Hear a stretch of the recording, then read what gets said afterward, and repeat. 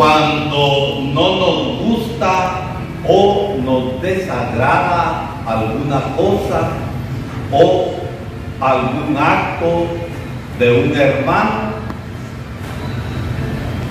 como reacción desordenada, digo yo, lo primero que hacemos es murmurar. Lo primero que hacemos es lamentar. Y ojalá que esas cosas de murmuración y de lamento quedaran solamente entre nosotros. Pero hoy está el Facebook, que es el gran chismoso. Y muchos de nosotros usamos el Facebook para comentar tonterías, para lamentarnos, para murmurar y para acusar a otras personas.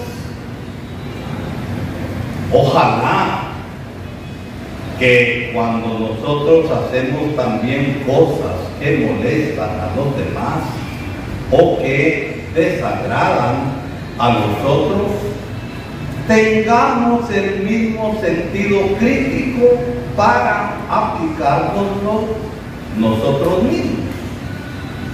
Pero la murmuración y el lamento son como torpedos de dinamita que hacen mucho daño y que destruyen a los demás, y que hace que nos olvidemos de aquello que dijo Jesús: bienaventurados los que trabajan por la paz, porque ellos van a poseer la tierra.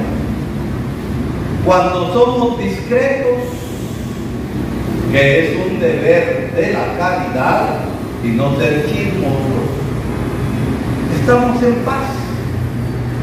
Y poseer la tierra significa también estar en paz con los demás, estar en paz con Dios y estar en paz con nuestra propia conciencia. Y precisamente de esto nos habla esa hermosa carta del apóstol Santiago, cuya enseñanza esencial es que la fe debe hacer las obras de la misericordia, las obras de la justicia y las obras del amor, porque si no hace esto es una fe que muerta. Y yo creo que la palabra de Dios, en lo que acabamos de escuchar de Santiago, de que no debemos murmurar contra nosotros ni hemos de estarnos lamentando, debe ser un examen de conciencia para todos nosotros. Debe ser un examen de conciencia en primer lugar para mí, que predico la palabra. Y yo no predico para ustedes. Yo estoy predicándome a mí mismo para ver si me convierto.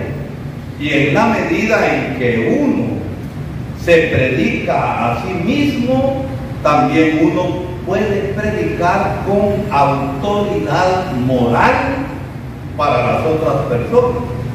Porque a veces somos buenísimos para dar consejos, pero el consejo que damos viene a ser contradecido por nuestro mal obrar. Y miren, la lengua es bien ligera, ¿no es cierto? Rapidito dice un montón de cosas que no debe decir. Se lamenta, murmura. Y en el día del juicio, quizás en una pericuela va a caber la lengua de algunos de nosotros. Porque la lengua es mordaz y hace mucho daño.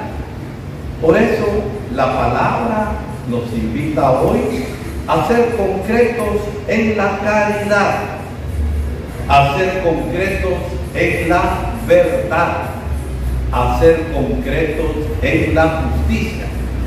Porque, ¿qué arreglamos con estarnos lamentando?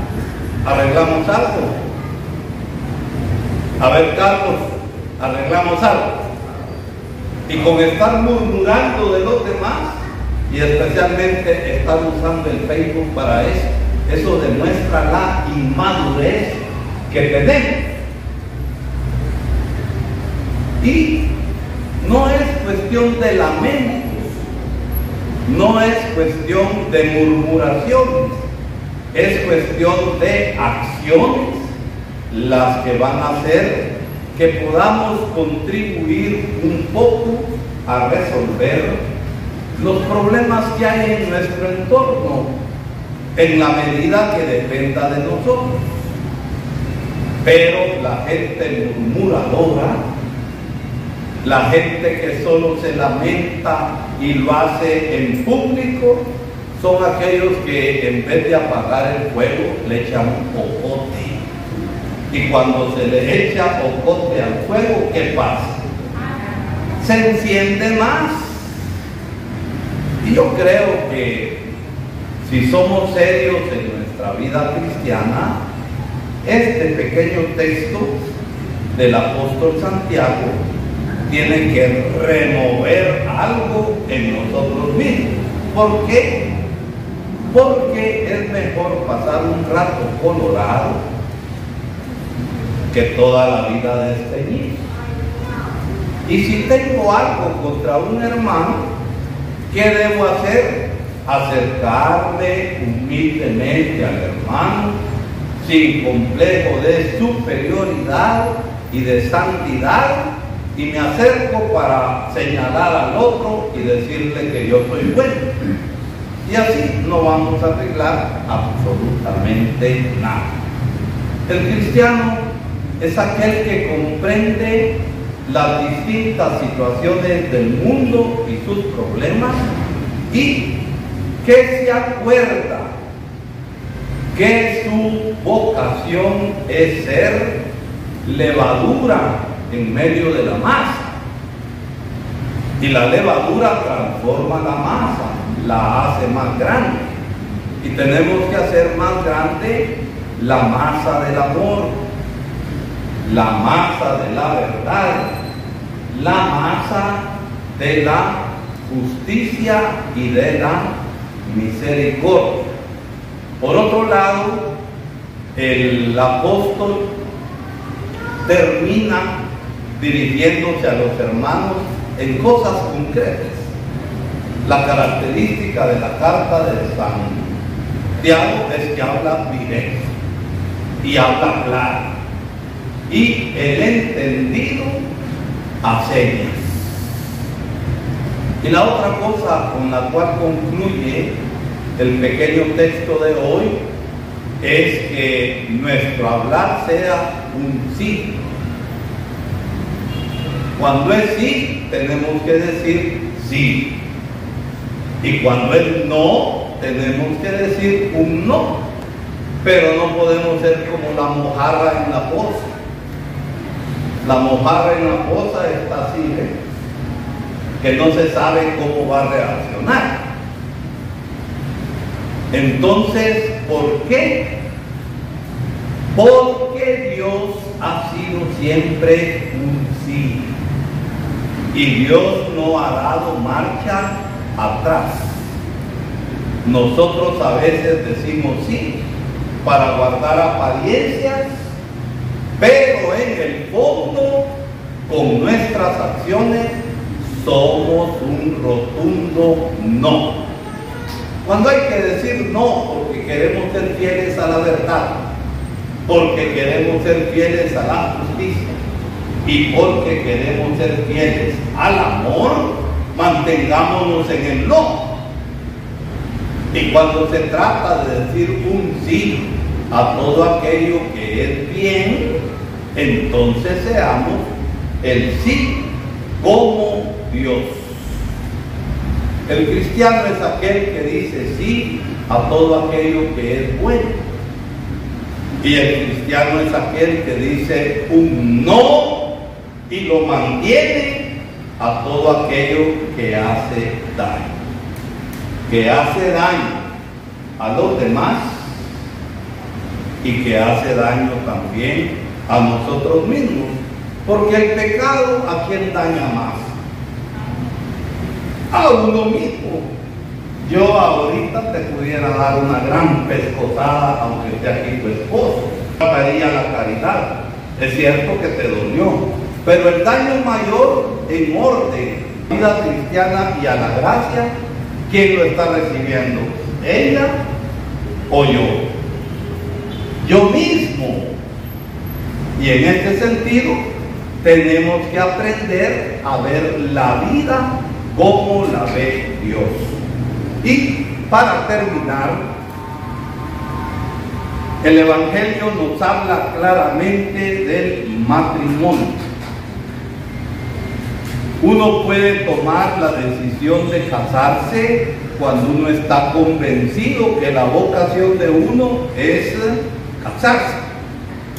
Y cuando está convencido que el amor que se siente hacia la otra persona es recíproco y es amor para siempre, con futuro.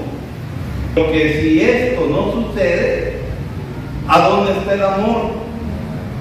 Y sin amor no es posible el matrimonio. ¿A dónde está la fe? Que el matrimonio religioso es más solemne y más bonito que el matrimonio civil, eso cae de su peso. Pero no se trata de que sea más bonito, se trata de fe y de amor. Y la gente malintencionada pregunta cosas chuecas para poner a prueba. Se le acercaron los fariseos a Jesús para ponerlo a prueba, que si le era lícito a un hombre darle el acta de divorcio al esposo. Esa era la ley de Moisés. Y en la ley de Moisés, por cualquier motivo, el esposo podía dar el acta de divorcio. Por ejemplo, no sabía cocinar. Ese era un motivo para despacharse a la mujer. Y la mujer podía dar actas de divorcio. Entonces, en las distintas escuelas rabínicas que había en Israel, había unos que llegaban hasta el extremo de, por motivos así, a no ser por adulterio, despedían a la mujer. Y por eso le hacen la pregunta a Jesús. ¿Y qué hace Jesús? Volver al origen. Que el matrimonio no estaba como origen en Moisés, sino en quién. ¿En quién se origina el matrimonio? En Dios, que nos ha creado hombres y mujeres. Y por eso el matrimonio es una con uno y uno con una. No es una con una ni uno con uno. Dios nos ha creado distintos para que nos complementemos. Y por eso Jesús recupera el auténtico valor del matrimonio, que es para toda la vida. Lo que Dios ha unido, que no lo separe la mano del hombre. Y hago esta pequeña reflexión. Con los chismes y charadas que a veces se dan, y las habladas, ¿no será que algunas veces nosotros hemos contribuido a la separación de un matrimonio? Cuando ven, hablamos charadas, que el esposo está allá en Estados Unidos y la mujer se quedó aquí, y entonces se hablan cosas que no son. ¿Y a quién le consta? Miren, es que la palabra de Dios tenemos que aplicarla en cada circunstancia. Y cuando a nosotros nos invitan a un matrimonio, ¿en qué calidad vamos al matrimonio? ¿Vamos porque somos invitados? Vamos porque todos somos testigos. Está bien que son todos los que firman, ¿verdad? Los que se le llaman padrinos, pero toda la comunidad es testigo. Y si somos testigos, hemos de contribuir a ir creando condiciones que favorezcan la vida de fidelidad y la vida de amor en esa pareja que se casa. Pero los chismes hacen mucho daño y destruyen parejas. Y si uno de los dos es inmaduro, como es inmaduro, es chismoso, ya la arruinamos. Y no estamos ayudando a favorecer a que esa pareja viva según el plan de Dios.